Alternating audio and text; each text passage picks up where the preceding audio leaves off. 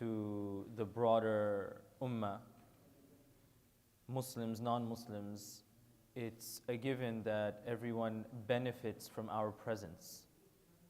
And last night we spoke about the importance of the sunnah of the Prophet ﷺ.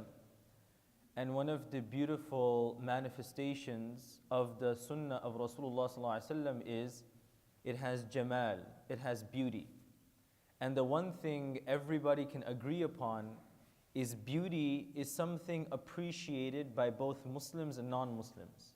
If you have a nice piece of art, a person's faith, their gender, their ethnicity doesn't play a big role in the way they appreciate that. If there's a beautiful building and somebody passes it by, he's never visited the country first time and he sees a sky riser, he sees a beautiful skyscraper, he sees a beautiful building, he'll say, wow, that's amazing. The sunnah of the Prophet ﷺ is very similar in that it's more beautiful than art. And when we display it in our lives and somebody sees it, they immediately react in a way like they react to art, aesthetically pleasing. And there are many examples that I can give, and I'll give just two very short examples.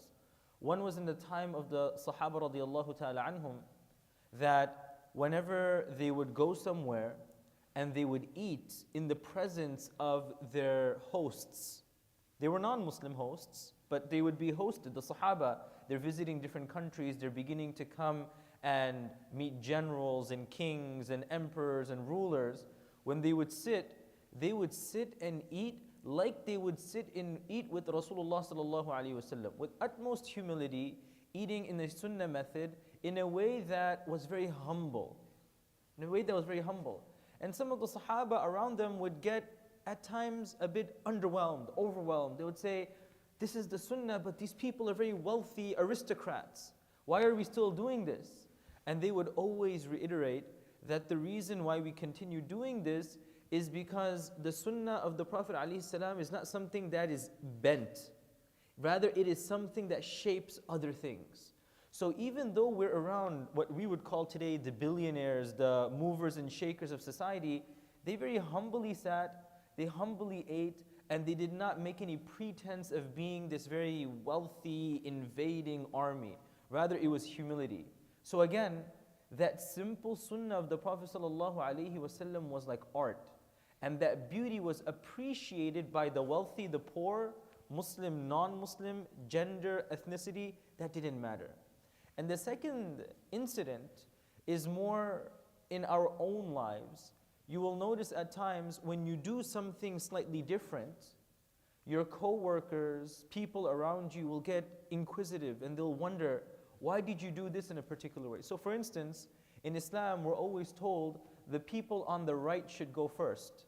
And this happened to me on multiple occasions. If I'm walking into the store and I see someone who, Muslim, non-Muslim is irrelevant, and they're on the right side, and I'm about to go to the door, and I'll open the door and I'll let the person go.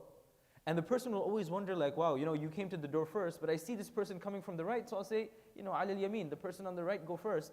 And you can see on their face that shock, you can see in their face that appreciation that this person doesn't know who I am, but is willing to do something, and that's where the questions begin.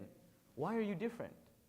Oh, it's because of this. Oh, it's Islam, it's because of the sunnah, and people get drawn into it. So again, when we look into the sunnah of the Prophet ﷺ, let's remember a very beautiful piece of art. And art is appreciated by everybody. So let's bring that art into our lives and display it to others, so just like we appreciate Rasulullah ﷺ, others can appreciate it. Sometimes we get into these debates and we like to argue, oh, is this sunnah, is this not sunnah, is it fard, is it wajib, it is makruh, do we have to do it, do we not? Those are questions that are important questions. But what I'm trying to say is, put those questions aside just for a moment, and let's first try to do this out of love, mahabbah, and the desire to follow the sunnah of the Prophet ﷺ. My focus is not to impose it on others, but rather to bring that beauty and art in my life so I can be a walking canvas of the sunnah of Rasulullah ﷺ. May Allah inspire us to follow the sunnah in every aspect of our lives. Ameen ya Rabbil Alameen. Jazakumullahu khairan. Assalamu alaikum wa rahmatullahi wa barakatuh.